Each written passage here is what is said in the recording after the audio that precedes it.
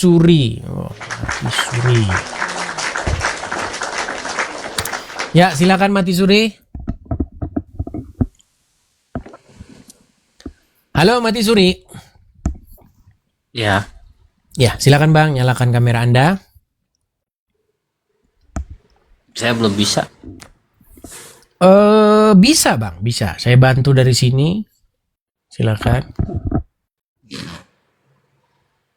Gak bisa tetap. Oke, baik. Belajar dulu kalau gitu cara nyalakan kamera Bang ya, baru naik lagi ya. Silakan. Kita kasih naik ada saudara Markus Elto Tautubun. Toa Tubun. Ya, silakan Bang Markus, nyalakan kamera dulu, Bang.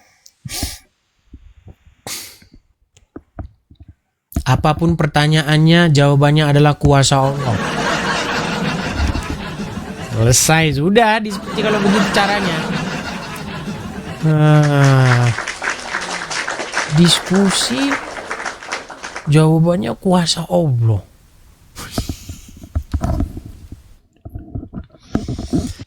Kevin Sinatra, silakan nyalakan kamera Anda. Halo, saudara Kevin. Dis, gue belum puas Dis. Oh, yang tadi lagi. Kenapa Anda tadi pergi? HP gue panas, murah. Murah. Oh, Kevin, intinya yang mau saya sampaikan itu begini, Kevin. Kita ini punya pertanyaan-pertanyaan besar. Umat manusia ini punya pertanyaan-pertanyaan besar. Setuju nggak? Tentang segala sesuatunya itu yang sampai sekarang itu belum terjawab. Betul? Nah, makanya Kevin, kamu percaya nggak dengan sejarah? Nggak begitu, karena masih kata orang Dis. Oke, gini. Oke, sekarang begini saja. Ini memang kita menghadapi orang skeptis ya. Gini, Kevin, kamu tahu Genghis Khan nggak? Tahu, Oke, penjajah. pernah dengar cerita Genghis Khan? Pernah. Oke, apakah kamu percaya Genghis Khan itu adalah tokoh sejarah atau itu hanya legenda saja? Gue denger dan baca-baca. Kalau wujudnya gue nggak pernah tahu dia itu pernah ada apa enggak. Tapi kalau secara Ya kalau sejarah, kamu diskusinya nggak tahu ya ngapain kita diskusi? Jangan begitu dong. Gini loh. Gini, sebagai pertanggungjawaban kamu sebagai seorang pencari kebenaran, Tuhan Yesus sangat suka orang yang mencari kebenaran. Alkitab itu dikatakan, aku akan menunjukkan diriku kepada setiap orang yang mencari aku. Itu kata firman Tuhan. Begitu. Makanya kalau Anda sungguh-sungguh mencari Tuhan, ya, carilah Tuhan selama Ia berkenan ditemui, ya. Makanya Anda harus benar-benar mengeluarkan segala daya upaya Anda untuk mencari tahu akan Dia. Begitu. Kalau Anda nggak tahu, ya gimana kita mau diskusi? Tadi gimana? Oke, makanya saya tanya sama Anda. Anda tahu sosok yang bernama Genghis Khan ataupun Plato, Socrates, Aristoteles, pernah dengar tokoh-tokoh tersebut? Pertanyaan saya, apakah kamu percaya bahwa tokoh-tokoh tersebut adalah tokoh historis atau tokoh dongeng? Tokoh historis. Baik. Nah, kalau gini kan lebih enak, kita lebih teratur. Nah, saya mau kasih tahu Anda begini. Dokumen-dokumen sejarah, sumber-sumber informasi tentang tokoh tersebut itu hanya beberapa lembar manuskrip. Ya. Mungkin tidak lebih dari 10, kurang lebih dari 10 manuskrip saja yang menyebutkan tokoh-tokoh tersebut. Tetapi tokoh yang bernama Yesus, manuskrip atau sumber-sumber yang menyebutkan, yang menceritakan tentang Ia, itu kalau ditumpuk lebih tinggi daripada Monas. Jumlahnya. Yang menjadi pertanyaan saya, mengapa kamu berkata bahwa Yesus, itu kayaknya ada. Sementara kamu dengan cepat mengatakan bahwa Tokoh-tokoh seperti Aristoteles, Socrates, Plato, Genghis Khan itu tokoh historis. Sementara Yesus kamu tidak mau dengar. Ada apa ini? Ada tendensi apa di dalam hatinya? Coba silakan. Mereka itu yang gue bilang historis yang lo sebutin tadi, perilakunya atau tindakannya itu masuk logika. Tapi kan Tuhan lu nyidupin orang mati. Baik. Sekarang begini. Pertanyaan saya kepada Anda, setiap perbuatan itu harus ada modusnya, ada motifnya, betul? Setiap perbuatan harus ada motifnya, landasannya, oke. Ya, modus, motif, dia mengatakan begitu dan... Punya landasan ada loh, Idis. Oke, pertanyaan saya begini sekarang. Menurut Anda, apa motivasinya orang-orang membuat cerita-cerita bohong seperti itu? Apa nih, bohongnya konteksnya apa nih? Bukan. Anda kan mengatakan bahwa Yesus yang diceritakan di dalam Injil itu melakukan hal-hal yang kata Anda tadi di luar logika. Betul? Betul? Ya. Oke, pertanyaan saya, motivasinya itu apa? Apa untungnya bagi orang-orang yang memberitakan tentang nama Yesus tersebut? Gini, dia cerita Yesus membangkitkan orang mati, terus dengan cerita itu, dia akhirnya ditangkap, dipenjara, digebukin, bahkan dihukum mati. Menurut Anda, untung dia apa dengan memberitahukan kebohongan? Gila bisa, Dis. Ya kalau kayak gitu jawabannya Anda tidak ilmiah jawabannya. Begini loh, coba beri saya jawaban yang membuat saya itu bisa berpikir normal gitu loh. Karena jawaban Anda itu jawaban-jawaban yang asal bunyi. Asal bunyi. Orang gila itu meyakini sesuatu yang nggak nyata bisa betul-betul yakin. Apakah ada sekumpulan? Baik, saya terima jawaban Anda secara ilmiah. Baik. Dalam hal tertentu saya setuju dengan Anda. Orang gila dia menceritakan sesuatu yang merupakan hasil halusinasi dia. Saya setuju dengan Anda. Ya. Pertanyaan saya, coba tunjukkan bahwa ada sekumpulan orang-orang gila yang memiliki halusinasi yang sama. Itu dari awal kegilaan menjadi hasut, Dis. Bisa loh. Enggak, tunjukin dulu sama saya. Ada sekumpulan orang-orang gila, taruhlah 100 orang gila, mereka punya halusinasi yang sama. Coba. Ya gini nih, Dis. Gue kasih jawaban itu dengan analogi ya. Silakan. Nih. Misal nih, di kampung gua kan ada tradisi main kuda lumping, Dis. Ya kan? Terus ada yang gila tuh kesurupan ya kan.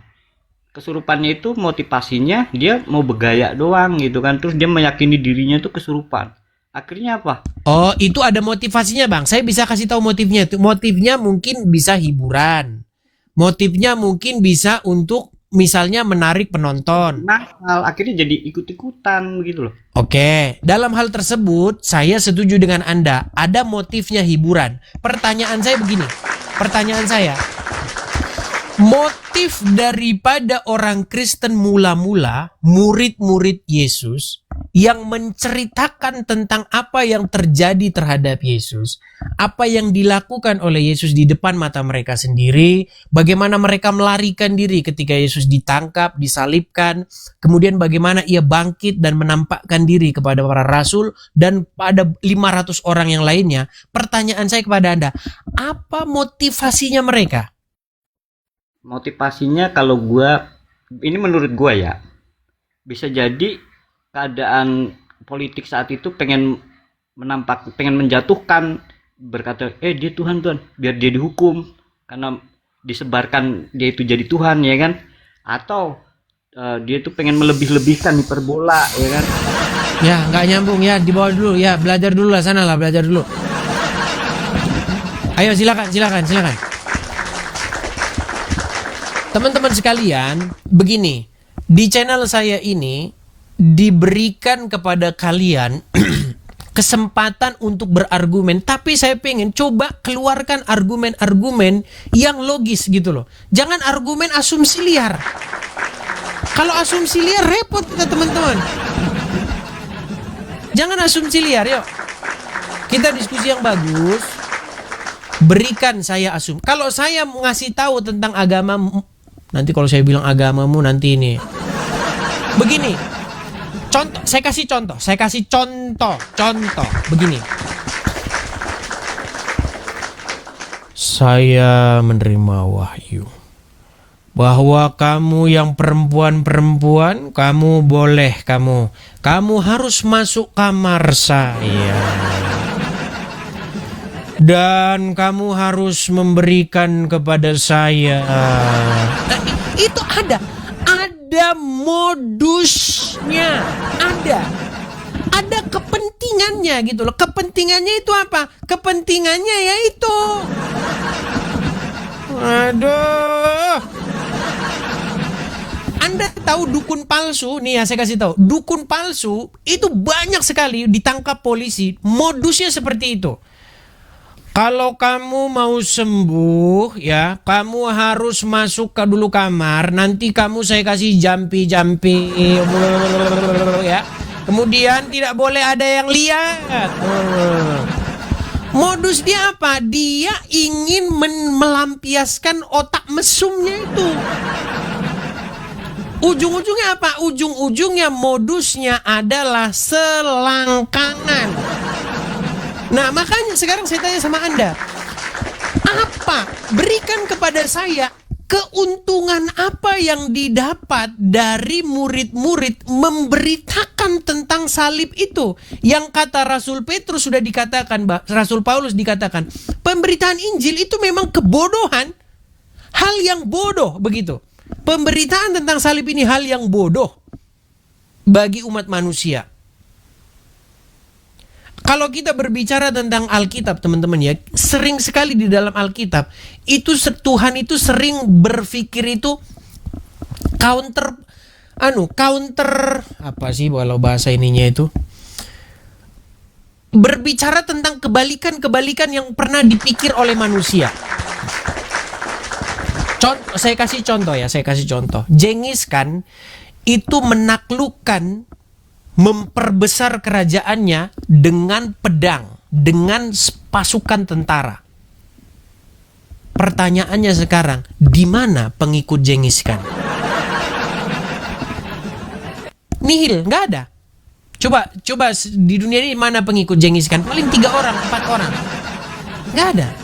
Karena otak manusia berpikir memang seperti itu. Cara memperlebar kerajaan, cara memperlebar kekuasaan, cara menaklukkan daerah adalah dengan tentara, dengan pasukan, dengan lembing, dengan senjata.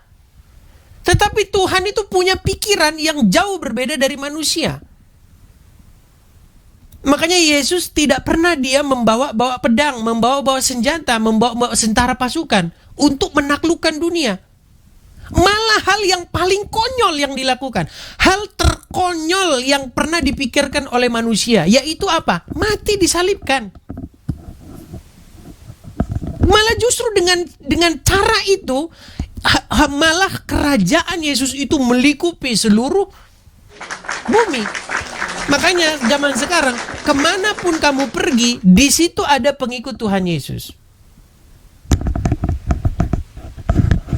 Makanya teman-teman, kalau berbicara tentang Injil memang seperti itu. Makanya yang saya tanyakan kepada kalian, ya, yang temannya si Kevin tadi, coba pertanyaannya begini, dengan motivasi apa murid-murid memberitakan tentang kematian dan kebangkitan Yesus tersebut? Untungnya bagi mereka apa? Padahal mereka dianiaya, disalibkan, dibunuh, ya, diadu dengan singa dan lain sebagainya. Motifnya apa? Apa keuntungannya? Tetapi saya bisa dengan mudah memberitahukan kepadamu apa motif seorang nabi palsu. Tidak lebih daripada yaitu tadi saya bilang tadi itu. Ayo silakan. Diskusi yang baik ya, silakan.